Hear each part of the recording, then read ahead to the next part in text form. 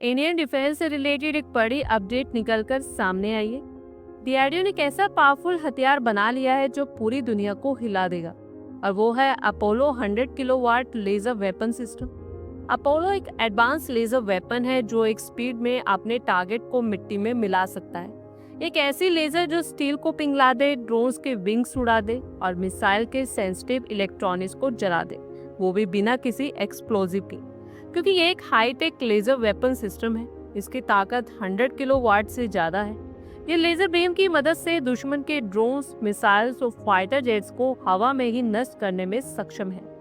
बता दें कि इसकी सबसे बड़ी खासियत ये है कि इसमें बुलेट्स या मिसाइल्स इस्तेमाल नहीं होती, बल्कि सिर्फ एनर्जी से ही दुश्मन का सफाया कर दिया जाता है। ये हथियार फ्यूचर की लड़ाई के लिए एक गेम चेंजर साबित हो सकता है।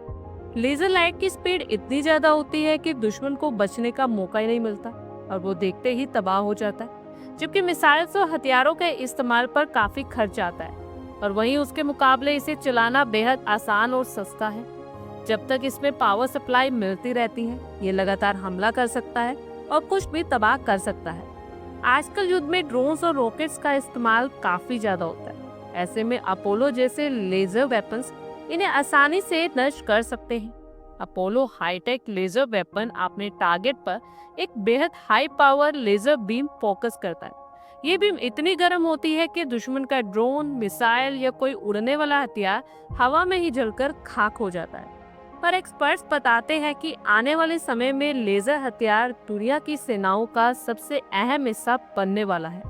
ये न केवल पैसों की बचत करेंगे, बल्कि दुश्मन की किसी भी तकनीक को बहुत तेजी से तबाह कर सकते हैं। अपोलो इस दिशा में एक बड़ा कदम हो सकता है।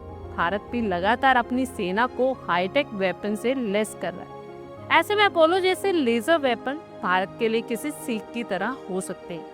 बता दें कि डीआरडीओ पहले से लेजर हथियारों पर काम कर रहा है, और ऐसा कहा जा रहा है कि आने वाले सालों में हमारी सेना भी ऐसे लेजर सिस्टम से लैस हो जाएगी। डीआरडीओ का मकसद सिर्फ एक प्रोटोटाइप बनाना नहीं, बल्कि स्वदेशी ऑपरेशन सिस्टम को अपग्रेड करना। अब दुनिया क्यों परेशान है? तो बता दें कि अगर दुश्मन युद्ध के दौरान हजारों ड्रोन से सीमा में घुसपैठ करता है, तो ये बड़ी आसानी से उन्हें नष्ट कर देगा। वॉरशिप्स पर लगाए जाने वाले लेजर सिस्टम एंटीशिप मिसाइल्स को समुद्र में ही खत्म कर सकते हैं। जब एक देश के पास ऐसी क्षमता हो, तो दुश्मन की रणनीति पर दबाव बनाया जा सकता है।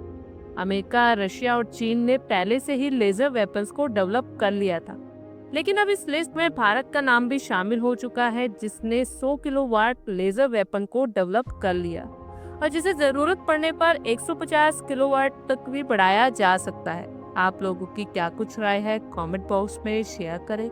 आई होप आपको हमारी ये वीडियो अच्छी लगी होगी, और आगे भी इसी तरह के अपडेट्स के लिए हमारे चैनल को जरूर सब्सक्राइब करें। धन्यवाद।